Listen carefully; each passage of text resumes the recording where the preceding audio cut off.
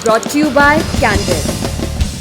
Redness, irritation, sweat rash और fungal infection जैसे 4 skin problems का एक एक्सपर्ट सॉल्यूशन। अब रहो अनस्टॉपेबल कैंडिड डस्टिंग पाउडर के साथ, डॉक्टर्स का सुझाया नंबर 1 ब्रांड। देश के माननीय सांसद आज पैदल जा रहे थे। ये छोटी सी पदयात्रा ऐतिहासिक थी। पुराने संसद भवन से नए भवन तक लोकसभा और राज्यसभा के सांसदों के इस पूरे जत्थे को लीड कर रहे थे प्रधानमंत्री नरेंद्र मोदी। उनकी बाईं ओर थे गृह मंत्री अमित शाह, राज्यसभा सांसद और बीजेपी अध्यक्ष जेपी नड्डा और दाईं तरफ रक्षा मंत्री राजनाथ सिंह। वे बढ़ रहे थे और पीछे सांसदों की भीड़ चली आ रही थी और नारे लग रहे थे, भारत माता की जय और वंदे मातरम। वैसा बाल सुलभ उत्साह जैसा छात्रों में स्कूल बदलते हुए होता है, इसलिए ली जा रही थी सेल्फियां, बनाए जा रहे थे वीडियो।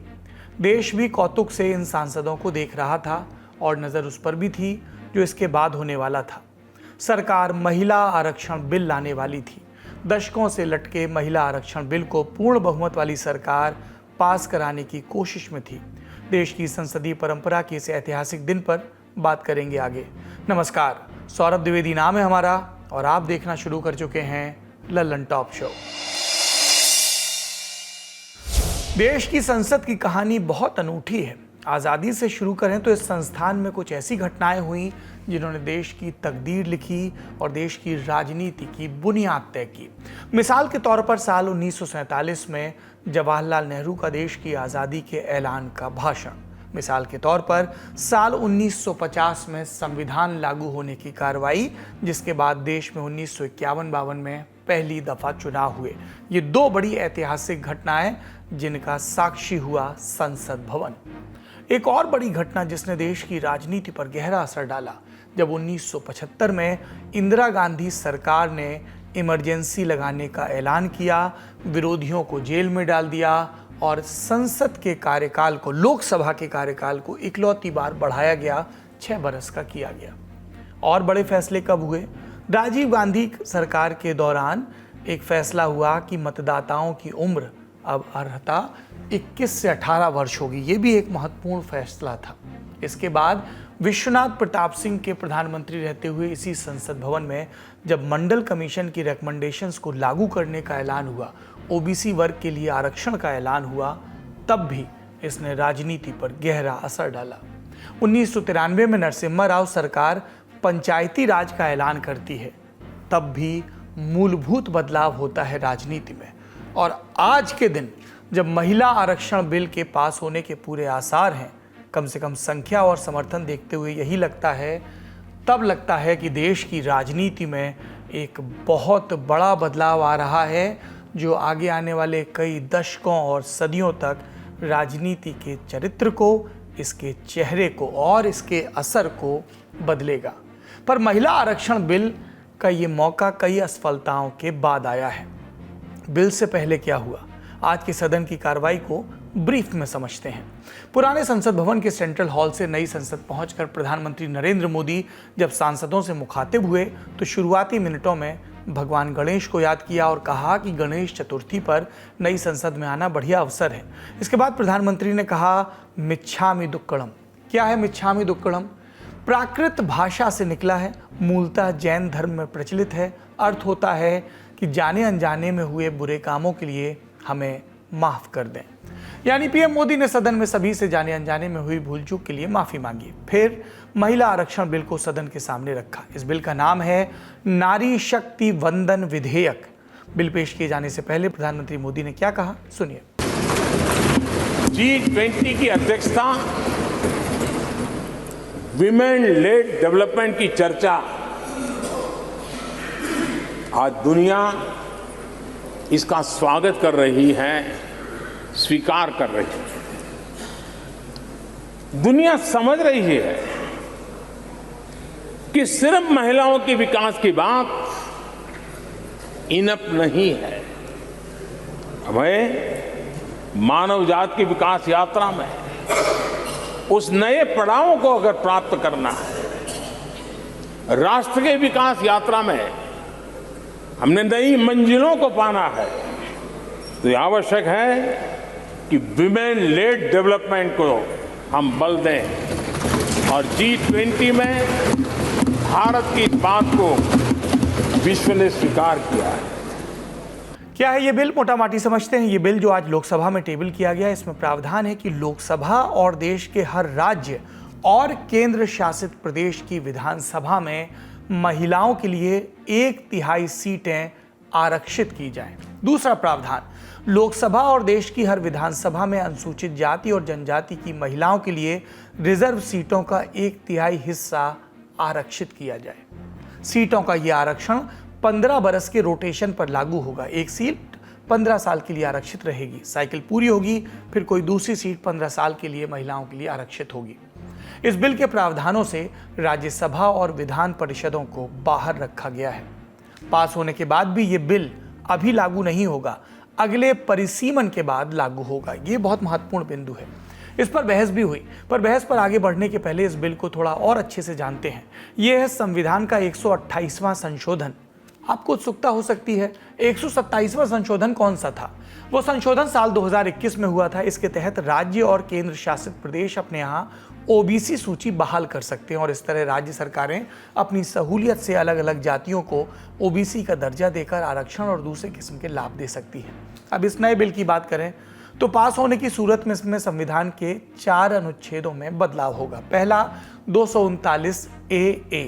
इस आर्टिकल के तहत दिल्ली की विधानसभा में रिजर्वेशन दिया जाएगा। जी, दिल्ली की विधानसभा के लिए संविधान का अलग अनुच्छेद है। दूसरा 330A, इसी आर्टिकल के तहत लोकसभा में आरक्षण दिया जाएगा। तीसरा 332A, इस आर्टिकल के तहत राज्यों की विधानसभा में आरक्षण दिया जाएगा। फिर है 334A, इस आर्टिकल के तहत यह कहा गया कि ये कानून अगले परिसीमन के बाद लागू किया जाएगा। अगला परिसीमन कब होगा, जाहिर है इसकी तस्वीर अभी साफ नहीं है। और इसके बाद शुरू हुई बिल पर बहस। शुरुआत हुई प्रधानमंत्री मोदी के भाषण के एक पॉइंट से। जब वो महिला आरक्षण बिल को सदन के सामने रख रहे थे तो उन्होंने कहा कि महिला आरक्षण के लिए बहुत बात हुई, बहुत विवाद हुए। साल 1996 में सबसे पहले ये बिल आया, फिर अटल जी के कार्यकाल में भी कई बार पेश किया गया, लेकिन इसे पारित कराने के लिए वो ज़रूरी आंकड़ा नहीं जुटा सके। फिर नरेंद्र मोदी ने कहा कि ईश्वर ने ऐसे कई पवित्र कामों के लिए मुझे चुना है। जाहिर है कि वो ये कह रहे थे कि जो उनकी सरकार के पास इस बिल को पास कराने का आत्मविश्वास है, संख्या बल है, उसी के तहत वो ये काम कर रहे हैं। लेकिन पीएम मोदी के ठीक बाद कांग्रेस नेता अधीर रंजन चौधरी जब बोलने के लिए खड़े हुए तो उन्होंने कहा कि महिलाओं के आरक्षण को लेकर सबसे पहला कदम उठाया था राजीव गांधी ने। यह भी कहा कि राजीव गांधी का ही समय था जब पंचायत में महिलाओं को 1/3 आरक्षण दिया गया। फिर उन्होंने साल 2008 में यूपीए सरकार में पेश हुए महिला आरक्षण बिल की याद भी दिलाई। बोले कि ये वही बिल है जो यूपीए सरकार लेकर आई थी, पर प्रधानमंत्री को इसका जिक्र करना याद नहीं रहा। उस समय महिला आरक्षण बिल का क्या हुआ था, आगे बताएंगे। पहले आप अधीर रंजन चौधरी को सुन लें। लोकसभा एवं विधानसभाओं के लिए भी 1/3 आरक्षण के लिए राजीव जी की सरकार, देखो प्रधानमंत्री जी कह रहे थे कि व्यवहार से पता चलेगा कौन कैसा व्यवहार करता है। प्रधानमंत्री खुद आप देख लो, प्रधानमंत्री का अपमान कर रहे हैं आप लोग। प्रधानमंत्री खुद आप लोग को सिखाता कि व्यवहार की उल्टा व्यवहार करते हैं। चल हो गया। राजीव जी की सरकार, नरसिम्हा राव जी की सरकार, फिर डॉक्टर मनमोहन जी की सरकार, अलग अलग सरकारों ने अलग अलग समय पर अपनी हैसियत के अनुसार उसको पास कराने की प्रयास किया। कभी राज्यसभा में पास होता था, लोकसभा में नहीं होता था। कभी लोकसभा में होता था, राज्यसभा में गिर जाता था। डॉक्टर मनमोहन सिंह की सरकार के वक्त जो ये बिल आया वो आज तक जीवित है, राज्यसभा में पास हुआ है। जिस समय अधीर रंजन ने ये दावे किए, सत्ता पक्ष के खेमे से शुरू हुआ हंगामा। क्योंकि पीएम मोदी ने पहले एक रोचक बात कही थी कि चुनाव कुछ दूर है और आपका आचरण तय करेगा कि आप संसद में किस ओर बैठेंगे, सत्ता की तरफ या विपक्ष की तरफ। इसी को आधार बनाया अधीर रंजन चौधरी ने। एनडीए के सांसदों से कहा, आप शोर कर रहे हैं, आपका आचरण अच्छा नहीं है, यानी आप प्रधानमंत्री जी का सम्मान नहीं करते। यहीं पर अमित शाह खड़े हुए। गृह मंत्री ने कहा कि अगर अधीर रंजन चौधरी का दावा पक्का है तो वो इससे संबंधित साक्ष्य सदन के पटल पर रखें। लेकिन सदन की कार्रवाई जब आगे बढ़ी तो ये बात रह गई। सुनिए अमित शाह को। माननीय अधीर रंजन जी ने जो कहा वो फैक्चुअली इनकरेक्ट है कि पुराना बिल अभी भी जीवित है। मेरी स्पष्ट जानकारी है कि पुराना बिल लैप्स कर गया है।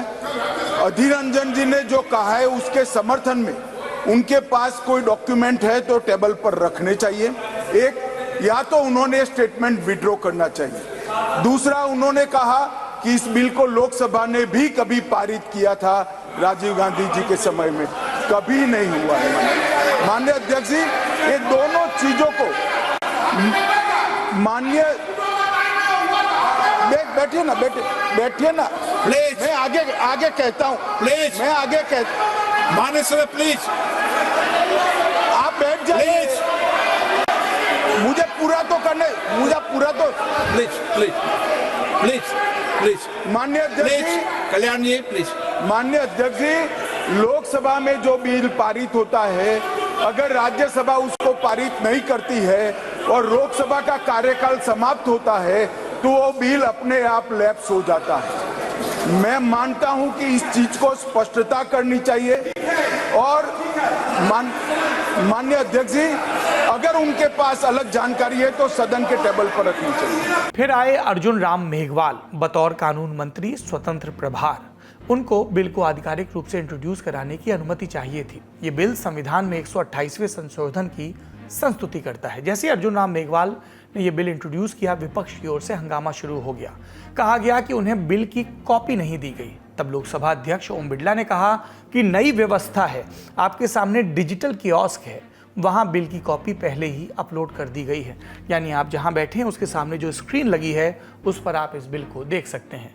सिस्टम अब हार्डवेयर से सॉफ्टवेयर की तरफ शिफ्ट हो रहा है। बात आगे बढ़ी। अर्जुन राम मेघवाल ने अधीर रंजन चौधरी के दावे पर अपने तथ्य पेश किए। कहा कि आपकी सरकार ने साल 2008 में महिला आरक्षण बिल पेश किया था, 2010 में राज्यसभा से पारित भी हुआ, लेकिन साल 2014 में यह बिल लोकसभा में लैप्स हो गया।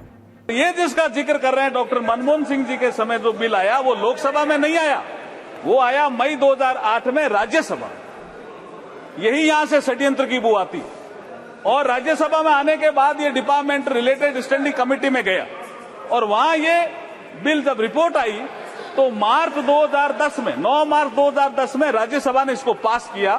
उसके बाद राज्यसभा ने कम्युनिकेट किया लोकसभा को और जब रिपोर्ट किया तो लोकसभा के सेक्रेटरी जनरल जब इसको रिपोर्ट किया तो ये लोकसभा की प्रॉपर्टी बन गई और 15वीं लोकसभा जैसे ही भंग हुई, अध्यक्ष जी 15वीं लोकसभा जैसे ही भंग हुई 18 मई 2014 को ये बिल भी लैप्स हो गया और इन लोगों ने पारित नहीं किया, जानबूझ के पारित नहीं किया। अभी तो यह बिल सिर्फ टेबल हुआ है। बिल पर बहस कल से शुरू होगी, लेकिन टेबल होते हुए बिल ने बहुत सारे सवाल छोड़े हैं। कैसे यह बिल प्रकाश में आया, नेताओं के पहले के क्या प्रयास थे और उस समय ये प्रयास क्यों फेल हुए। राजनीतिक कहानी शुरू होती है राजीव गांधी के कार्यकाल से, लेकिन उनके उससे पहले 1971 में कुछ ऐसा हुआ जो महत्वपूर्ण है आपके लिए जानना। इस बरस भारत सरकार को दबी जबान में ही सही पर लिखित में स्वीकारना पड़ा कि देश में महिलाओं के पास समानता नहीं है। इंदिरा गांधी की सरकार थी, तब भारत सरकार के पास संयुक्त राष्ट्र से एक चिट्ठी आई। इसमें पूछा गया कि साल 1975 में पड़ने वाले अंतर्राष्ट्रीय महिला वर्ष के पहले महिलाओं की आपके देश में क्या स्थिति है। शिक्षा और समाज कल्याण मंत्रालय ने तब एक कमेटी बनाई। इसने रिपोर्ट बनाई जिसका शीर्षक था टुवर्ड्स इक्वालिटी, यानी बराबरी की ओर। रिपोर्ट का शीर्षक ही बताता है कि तब देश में महिलाओं की स्थिति बराबर नहीं थी, पर इसकी ओर जाना था। इस रिपोर्ट में यह बात लिखी गई कि भारत लैंगिक बराबरी को लेकर अपनी संवैधानिक जिम्मेदारी उठाने में विफल रहा है। यानी इस देश में ऐसे मौके भी आए जब सरकारों ने लिखित में अपनी कमियों को स्वीकार किया। इसके बाद जुगत शुरू हुई। राज्यों ने इस पर विचार करना शुरू किया कि पंचायत और निकाय चुनाव में महिलाओं को आरक्षण मिले। फिर साल 1987 में जब राजीव गांधी की सरकार थी तो उन्होंने इस पर काम करना शुरू किया। एक कमेटी बनाई। इस कमेटी में 14 मेंबर थे। इसे लीड कर रही थी केंद्रीय मंत्री मार्गरेट अल्वा। अगले साल यानी 1988 में इसने रिपोर्ट दाखिल की जिसमें 353 सुझाव थे। एक सुझाव था कि चुनाव में महिलाओं के लिए आरक्षण शुरू किया जाए। फिर साल 1989 में राजीव गांधी की सरकार ने यह विधेयक पेश किया, नगर पालिकाओं और पंचायतों में महिलाओं को 1/3 आरक्षण देने के लिए। बिल लोकसभा में पास हो गया। राज्यसभा में राजीव सरकार इसे पारित नहीं करा पाई और फिर उसका कार्यकाल पूरा हो गया। फिर राजीव के सक्सेसर के तौर पर जब 1991 में नरसिम्हा राव आए, कांग्रेस के प्रधानमंत्री, तब उन्होंने अपनी सरकार में इस प्रावधान को आगे बढ़ाया और साल 1993 में उन्होंने ये बिल प्रस्तुत किया। ये राजीव गांधी वाला बिल था जिसे आगे बढ़ाया गया और इस बार ये दोनों सदनों में पास हो गया। पंचायत और पालिका के स्तर पर महिलाओं को 1/3 आरक्षण मिलने लगा। ये बातें कांग्रेस नेता जयराम रमेश ने अपने एक्स खाते पर भी लिखी। इससे पहले ट्विटर बोलते थे। उन्होंने 17 सितंबर को पोस्ट की और एक बात और नत्थी की कि कांग्रेस वर्किंग कमेटी ने सरकार से महिला आरक्षण बिल पेश करने की मांग की है। बात आगे बढ़ती है। ध्यान रहे, अभी तक हो रही कार्रवाइयां ग्राम पंचायतों और नगर पालिकाओं तक ही सीमित थी। विधानसभा और संसद की बात शुरू नहीं हुई थी। पर यह कब शुरू हुई? साल 1996 में देवेगौड़ा सरकार थी। सरकार ने सदन में बिल टेबल किया। यह बिल आज पेश किए गए बिल का आधार था, क्योंकि इसमें कहा गया था कि लोकसभा और विधानसभाओं में 1/3 सीटें महिलाओं के लिए आरक्षित हों। बिल सेलेक्ट कमेटी के पास गया, दोनों सदनों में पेश हुआ, पर पास नहीं हो पाया। लेकिन इस साल जेडीयू नेता शरद यादव का बयान कुछ आया जो चर्चा में रहा। शरद यादव ने कहा था कि आप परकटी महिलाओं को सदन में लेकर आना चाहते हैं। सफाई आई कि शरद यादव का आशय एलीट महिलाओं को लेकर था। ध्यान रहे, तब शरद यादव जनता दल के नेता थे। उन्होंने सफाई दी और बाद में अपने बयान के लिए माफी मांगी। फिर आया साल 1997। देवेगौड़ा सरकार का कार्यकाल खत्म हो गया, उनका इस्तीफा हो गया। इंद्र कुमार गुजराल प्रधानमंत्री बन गए। बिल को फिर से पेश किया गया, बहस हुई पर पारित नहीं हो पाया। फिर 1998 में अटल बिहारी वाजपेयी की सरकार आई। इस साल इस बिल को लेकर खासा बवाल हुआ। कानून मंत्री थे उस समय थम्बी दुरई। उन्होंने महिला आरक्षण बिल टेबल किया। सदन ने तब एक दृश्य देखा, भद्दा दृश्य। राजद सांसद सुरेंद्र प्रकाश यादव और अजीत कुमार मेहता ने मंत्री के हाथ से बिल की कॉपी छीनी और उसे फाड़ दिया। तो मैंने भद्दा क्यों कहा? क्योंकि संसद में हम एक गरिमा की उम्मीद करते हैं और ये उम्मीद तो कतई नहीं करते हैं कि किसी मंत्री के हाथ से कागज छीनकर फाड़ा जाए। बहरहाल इस बिल पर बहस होती रही। जुलाई में आए बिल की बहस दिसंबर तक खिंची और हद तो तब हो गई जब ममता बनर्जी ने सपा सांसद दरोगा प्रसाद सरोज का कॉलर पकड़ लिया। वजह, ममता दरोगा प्रसाद को स्पीकर की कुर्सी तक पहुंचने से रोकना चाहती थी। ममता बनर्जी उन दिनों इस बिल को पेश करवाने के लिए खासा प्रोटेस्ट कर रही थी, सरकार पर दबाव बना रही थी। फिर साल 1999 में वाजपेयी सरकार अविश्वास प्रस्ताव हार गई, सरकार गिर गई, बिल लैप्स कर गया। लेकिन फिर चुनाव हुए और अटल बिहारी वाजपेयी के नेतृत्व में एनडीए फिर चुनाव जीती और प्रधानमंत्री बनकर अटल बिहारी वाजपेयी लौटे और बिल भी फिर से पेश किया गया। तब कानून मंत्री थे वरिष्ठ वकील राम जेठमलानी। एक बार फिर से बहस शुरू हुई, पर एक राय नहीं बन सकी। चुनाव आयोग ने भी पार्टियों से राय मांगी, कहीं से एक मत नहीं बना और उसके बाद असफलता हाथ लगी। पर बार बार हो रही इस असफलता के पीछे कोई कारण तो होगा। एक बड़ी वजह पिछड़ी जातियों की महिलाओं को आरक्षण देने का मुद्दा। दरअसल जब भी इस बिल पर गतिरोध हुए तो सपा या आरजेडी जैसी क्षेत्रीय पार्टियों ने यह मांग उठाई कि महिलाओं को SC/ST कोटे में आरक्षण देने की बात तो बिल में कही जा रही प्रस्तावित, लेकिन ओबीसी महिलाओं के लिए कोई बात नहीं है। इससे संसद में ओबीसी जातियों का प्रतिनिधित्व घटेगा। आज भी समाजवादी पार्टी, बहुजन समाज पार्टी और राष्ट्रीय जनता दल जैसी पार्टियों ने यही मांग दोहराई। पर हम अभी की स्थिति पर आए उससे पहले बिल के इतिहास को एक पड़ाव और आगे बढ़ाते हैं। साल 2008। अब तक अटल बिहारी की सरकार जा चुकी थी, मनमोहन सिंह की सरकार आ चुकी थी। एक बार यूपीए सरकार ने इस बिल को आगे बढ़ाना शुरू किया। राज्यसभा में बिल को पेश किया गया और साल 2010 में यह बिल राज्यसभा से पारित हो गया। लेकिन इस बिल को यूपीए के भीतर के ही दलों के विरोध के चलते लोकसभा में पेश नहीं किया जा सका। घटक दलों को इससे दिक्कत थी। क्या दिक्कत? जो थोड़ी देर पहले बताई। लालू मुलायम जैसे साथी इस मत पर यूपीए से दूर हो गए कि ओबीसी महिलाओं के लिए अलग से रिजर्वेशन नहीं है। ममता बनर्जी भी अपने कारणों से गठबंधन से अलग हो गई। भाजपा और लेफ्ट ने इस बिल पर कांग्रेस का साथ दिया। चुनाव हुए 2014 में। इसके बाद कांग्रेस हार गई, लोकसभा खत्म हुई, बिल उसी के साथ लैप्स कर गया। लेकिन रोचक है उस समय हुई बहसें। देखिए उन नेताओं को और उस समय की दलीलों को। पार्टी जो हम लोगों की आशंकाएं थी और जो हम लोगों ने कहा था कि पार्टी कांग्रेस के उस जाल में फंसती जा रही है जिनको डाइल्यूट करने के लिए उसने ओमन रिजर्वेशन जो बिल है उसको संसद में लेके आई है। सच्चाई यह है कि कांग्रेस उस बिल को पास कराना ही नहीं चाहती। अगर वो चाहती तो 98 में 99 में कांग्रेस उसको सपोर्ट करती। कांग्रेस ने कभी सपोर्ट नहीं किया। आज वो इसलिए लेके आई है कि महंगाई जैसे जुड़े हुए आम आदमी से जुड़े हुए मुद्दे को डाइल्यूट किया जाए। कांग्रेस उस बिल को लेकर इसलिए आ रही है जिससे कांग्रेस से और यूपीए सरकार के लाखों करोड़ रुपए के भ्रष्टाचार को डाइल्यूट किया जा सके। कांग्रेस ना भाई बात हम जो बोलते हैं वो न बोलेंगे मुलायम सिंह यादव। इसलिए अभी तरह तरह का ये सब बात आप सुनते रहते हैं। आप 20%, 50%, कोई प्रतिशत, कोई प्रतिशत। अभी ऑल पार्टी मीटिंग होगी और ऑल पार्टी मीटिंग में हम लोग देख लें क्या सब बात आती है। बात क्या आती है तो ऑल पार्टी मीटिंग के बाद फिर हम तो चाहते हैं परसेंटेज कम बेसी जो भी हो, आगे हो बेसी हो कम हो, लेकिन ये आ रहे हैं कि नहीं ये लोग महिलाएं, ये महिला आ रही है बिलो पॉवर्टी लाइन, लाल कार्डधारी महिला, लाल कार्डधारी महिला। महिलाओं के आरक्षण अटल जी के जमाने में अटल जी से बात हुई और उन्होंने टेलीफोन किया और टेलीफोन में बात हुई तो अटल जी ने कहा मेरा प्रस्ताव मान लो।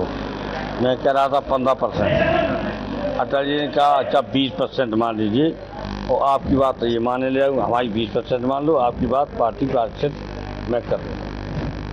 हो गया फैसला। फैसला जब हो गया तो सब पार्टियां मानी गई। तो आज के वर्तमान प्रधानमंत्री जी श्री मनमोहन सिंह जी तो समय मार्फत हमारे निवास स्थान पर गए और कहा कि हमारी पार्टी सहमत नहीं है। हालांकि यहां बता दें कि सोनिया गांधी, अधीर रंजन चौधरी और जयराम रमेश समेत बहुत सारे कांग्रेस नेता यही कह रहे हैं कि मौजूदा बिल वही है जो कांग्रेस 2008 में लाई थी। जयराम ने लिखा कि राज्यसभा में पारित किए गए विधेयक समाप्त नहीं होते हैं, इसलिए महिला आरक्षण विधेयक अभी भी जीवित है। इस पर कांग्रेस की पूर्व अध्यक्ष सोनिया गांधी का भी बयान आया, सुनिए।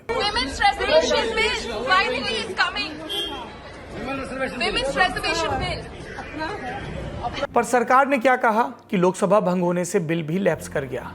बिल आज प्रस्तुत हुआ। नरेंद्र मोदी सरकार इसका श्रेय ले रही है जाहिर तौर पर, लेकिन इस बिल के सामने आने के बाद विरोध भी शुरू हुआ है। विपक्षी पार्टियों का कहना है कि चूंकि ये बिल परिसीमन के बाद लागू होगा और परिसीमन नई जनगणना के बाद होगा, तो ऐसे में अगले साल होने वाले लोकसभा चुनाव के पहले ये बिल लागू नहीं हो सकेगा। अगर मोदी जी की नीयत होती कि उन्हें महिलाओं को वास्तविक तौर पे आरक्षण देना है तो वो 2024 के चुनाव में दे देते। क्यों उन्होंने ऐसा कहा कि पहले हम जनगणना का इंतजार करेंगे, फिर हम डिलिमिटेशन का इंतजार करेंगे, उसके बाद हम महिलाओं को आरक्षण देंगे? वो आज जितनी सीटें हैं, जो अभी 543 सीट्स हैं, उसमें 1/3 आरक्षण क्यों नहीं दे सकते हैं? ये सिर्फ और सिर्फ तरीका है महिलाओं को बेवकूफ बनाने का। इसलिए इस बिल का नाम होना चाहिए महिला बेवकूफ बनाओ बिल। तो इनको विमेन्स एम्पावरमेंट का या महिला सशक्तिकरण की याद 2023 में क्यों आई, 2014 में क्यों नहीं? अगर 2014 में पास करते तो आज तक महिलाओं को आरक्षण मिल गया होता। अब इनको मालूम है कि भाई 2024 में चुनाव आने वाले हैं, तो इन्होंने 2023 में इनको याद आया कि महिला सुरक्षण भी एक बड़ा महत्वपूर्ण मुद्दा है, हमें पारित करना चाहिए, क्योंकि ये चाहते हैं कि इनको राजनीतिक फायदा हो 2024 में और महिलाओं को बता सके देखिए हमने एक ऐसा ऐतिहासिक काम किया है। ऐतिहासिक काम तो आपको 2014 में करना चाहिए था। अब ये बिल सामने है तो बहस होगी। कल जब संसद के दोनों सदन फिर से बैठेंगे तो अपने अपने तर्कों के साथ बैठेंगे, लेकिन उन तर्कों में इतनी गुंजाइश जरूर होगी कि पंचायत से लेकर सबसे बड़ी पंचायत यानी लोकसभा तक महिलाएं दिखेंगी, उनका प्रतिनिधित्व बढ़ेगा, उनकी आवाज सुनाई देगी। इन उम्मीदों के साथ हम आज का शो समाप्त करते हैं। नरेंद्र मोदी सरकार का ये फैसला ऐतिहासिक है और देश में लैंगिक बराबरी की दिशा में बढ़ाया गया विधायिका के स्तर पर सबसे मजबूत कदम है और यही आज की उम्मीद की बात है। इसलिए हम आपको अलग से कोई उम्मीद की बात नहीं बता रहे हैं।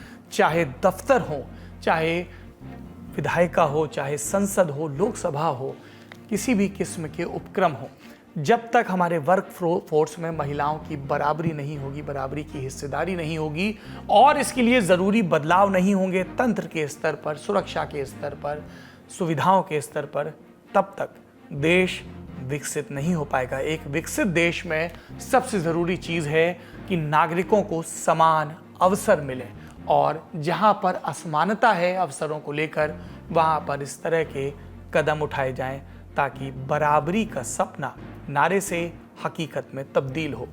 देश को मुबारक, देश की महिलाओं को और पुरुषों को मुबारक कि विधायिका के स्तर पर इस बराबरी की तरफ कदम बढ़े हैं। अपना और अपनों का ख्याल रखिए। शुभ रात्रि।